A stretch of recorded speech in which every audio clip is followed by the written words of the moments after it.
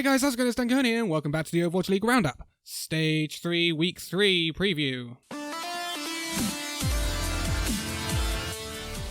Okay, so we are crossing the halfway point in Stage 3, and we are actually speeding towards the end of the season, would you believe it? It's actually going really quickly in my opinion. But this week could be quite a crucial week for some teams. There's some big games, some big mid-table clashes, some big lower table clashes. And some teams really do need to pick up some wins this week. And I think it's possibly a tougher week for Hangzhou Spark. I think that's one to look out for this week. Their two games are definitely games that will be tellers for the rest of their season, possibly. But let's get into it. We are going to go through the fixtures for this week. We start off on Friday, June the 21st. All times are in British summertime as per usual.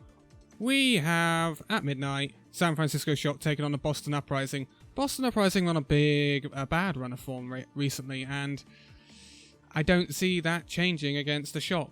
Yes, we saw Houston upset the Shurk the other day. I don't see Boston doing that. I think Shurk will win this, and it could be quite comfortable for Shurk. The bigger game for Boston is later on in the week. At 1:45, we have the Paris Eternal taking on the Houston Outlaws. Now this is an interesting game, because this is one of those games where Houston will have to win if they want to stand a chance of getting into those play-ins. Because Paris are one of the teams they're going to be hunting down for one of those spots. So this should be really interesting, and if we go off the performances that Houston were giving us last week, it's very, very winnable. Very, very winnable. So I might actually back the Houston Outlaws to win this one. And I kind of hope they do. I'm well on board with this rejuvenation of the Houston Outlaws. Next up at 3:30, we have the Hangzhou Spark taking on the Dallas Fuel. Now, this is one of the two big games for the Hangzhou Spark this week. If Hangzhou can go 2-0 this week, they're in a really, really good position, not only in terms of the stage playoffs, but also the overall playoffs. So, I think Hangzhou have got the upper hand over Dallas right now, and I think they might be able to win that game. Hangzhou, they're looking like Philadelphia Fusion from last year. They've really grown into the season as it's gone on, and they're looking like a really good team right now. So, I will go for the Hangzhou Spark to win over the Dallas Fuel. And the last one on that day is at 5:15, and that's the Shanghai Dragons taking on the Los Angeles Valiant. Again, it's kind of a must-win for Valiant, when you look at it, because they really need to start putting wins on the board. But I still see the Dragons as the better team. We saw it earlier in the stage on week 1, and Shanghai won it 3-1. So I think Shanghai will win, but if it's the game that Valiant can win this week, because they won't win their other one, then Shanghai is the most winnable game this week for Valiant, and if they could win it, that puts them in a really good position. On Saturday, June the 22nd at midnight, we have the rematch between the London Spitfire and the New York Excelsior that we saw earlier in the stage. Now, earlier in the stage, it was week 1 and it was game of the week, and it ended up as a 4-0 for New York, and London looked like, a lost dog. They were all over the place.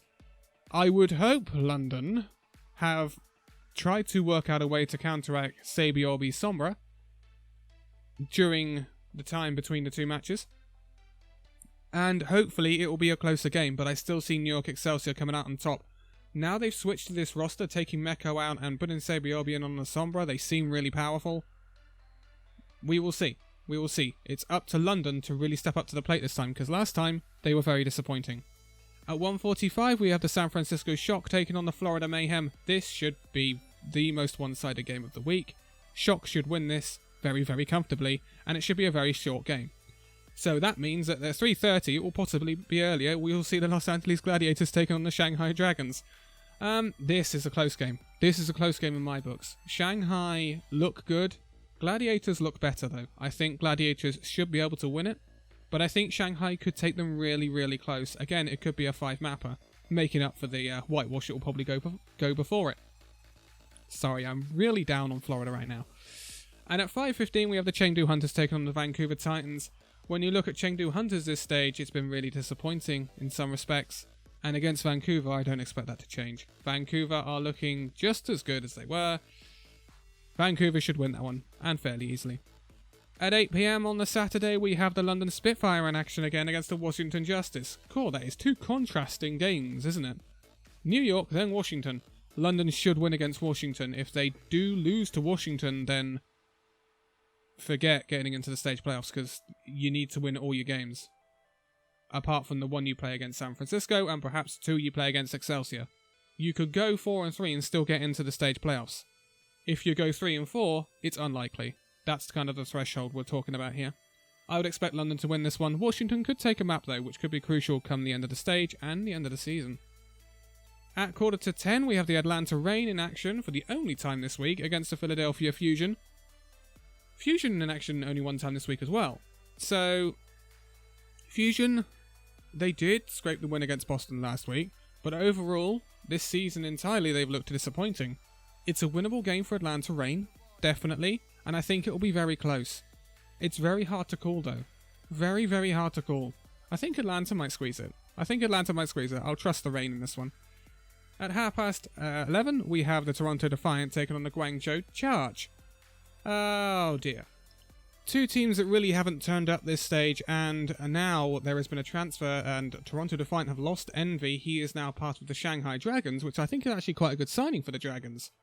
I don't know what that means for Gaguri, but Toronto have lost Envy now, and I don't know, I think it will be a close game in all honesty, but it's got like a lower table clash. I actually don't think either of these is going to make it into the play-ins right now, the way they're performing. So, we will wait and see, I guess. I would back Toronto to squeeze it just though. Sunday, June the 23rd at 1:15 AM, we have the Hangzhou Spark taking on the Seoul Dynasty. Now, this is an even bigger game than the one against Dallas Fuel. Seoul are looking really good right now, but it is a game that Hangzhou really can't afford to lose. When you look at the map differential, Hangzhou are hovering around that 0, I think. Seoul are up at plus 13. So Seoul really do have the upper hand here. If Hangzhou can win this 1-3-1 or even 4-0, then Hangzhou really turn the tides on the Seoul Dynasty here. So I think it's a winnable 2-0 week for Hangzhou Spark if they play well. And if they do, then Spark are really a team to fear right now. We will see. It's a difficult week for the Spark, and it's a very big teller to see what might happen for the rest of the season. At 8 PM, we have the Chengdu Hunters taking on the Dallas Fuel. This should be a win for the Dallas Fuel. Again, Dallas are in a bit of a weird patch right now. I still think they can beat the Chengdu Hunters though. Chengdu, I think they've kind of been worked out now. They're the team that refuses to play goats most of the time. Yes, okay, we'll counteract that. And with the introduction of Sombra into the meta now, we're looking at something a bit different anyway. I think Dallas should be able to get past the Hunters. At 9:45, we have the Boston Uprising taking on the Paris Eternal. Now, this is kind of a must-win for both teams. Paris, if they could go 2-0 this week against the Houston Outlaws and the Boston Uprising, then you're looking at a really good week for Paris. If they do lose to Houston, though, then they must win against Boston. But for Boston, this really, really is a crucial game. They must beat the Paris Eternal. Otherwise, you're on the outside looking in if you're a Boston Uprising fan. And that's never a nice feeling. Boston have got the quality. They just need to, like, I don't know, work something out. We know, that's my phone, shut up. We know that Fusions is a really big part of this team. He's really down at the moment because of the results they've been getting. It's possible that they can get into those play-ins. It's, they're a good team, Boston. It's just they're going on a bad run of form right now and they need to pick it up. And against Paris, this week they could really pick their form up. And if they do, then the sky's the limit for Boston Uprising. We saw what they did last season. They can turn on a dime. They really can. At 11:30, we have the Houston Outlaws taking on the Florida Mayhem. Oh, what a game that should be. Now, I looked at the start of the stage and I thought this is going to be the worst game of the stage. Houston Outlaws versus Florida? God darn. But actually, I think this is going to be a 4-0 for Houston. I think Houston will walk that game. Because you look at Houston now, they're bouncing back, slowly but surely. And last week they looked really good. So Florida really haven't gone anywhere. Yes, they've made roster changes. Yes, they've made significant changes to backroom staff. But they're still where they started this season. Rock bottom. it's just write the season off and start again for Florida. They're not going to make it now. It would be miraculous for them to make it to the overall playoffs. So I would go for a Houston Outlaws win, and I would go for a fairly comfortable Houston Outlaws win. The last game of the week is at 1:15 on the Monday, and that is the Los Angeles Valiant taking on the Vancouver Titans. Again, I don't think anyone will look past Vancouver for this one, but Valiant, they're quite capable of taking a map off them, and Valiant do look improved compared to the Valiant we'd be seeing previously in Stage 1 and 2. So, they're quite capable of taking a map off the Titans, but the Titans are the Titans, and I would expect the Titans to win that one. 3-1. I'll go for 3-1. I'll be kind of Valiant. Okay, so that's week 3. Week 3 is shaping up to be quite an interesting week. It will tell us where most teams are, because London especially, it's a crucial week for them. They must win against the Washington Justice, and next week they must win against the Valiant. It's a crucial week for Boston, in my opinion, because they need to get that win against Paris. And Hangzhou is just... I'm really interested to see what Hangzhou do this week, because if they can go this week 2-0, then you're looking at Hangzhou Spark being right up there.